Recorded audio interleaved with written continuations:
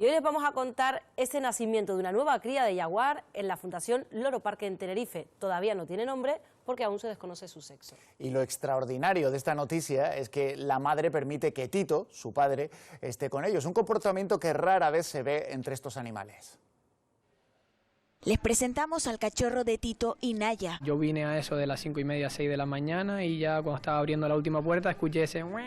Una cría de jaguar que nació durante la madrugada del 6 de febrero. Súper bien, Naya estaba tranquila y todo salió bastante bien. Lo curioso de esta historia es que han podido juntar a Naya y a Tito después del parto, algo impensable para las hembras de esta especie extremadamente protectoras. La relación ahora mismo es espectacular. Ahora estamos viendo esos primeros pasos bien dados de la cría, como Naya ya lo va dejando que se acerque bien a Tito, empiezan ahí a interactuar, Naya marca mucho las distancias y es la que decide cuándo puedes estar, cuándo no. Un cachorro que tendrá un enorme interés científico gracias a sus progenitores. Tito es de las segundas mejores genéticas que hay en Europa y Naya tiene un altísimo valor genético también, aparte de que como madre es una madraza espectacular. Ahora solo queda vigilar que se desarrolla correctamente y esperar algunos meses para conocer a este o esta pequeña.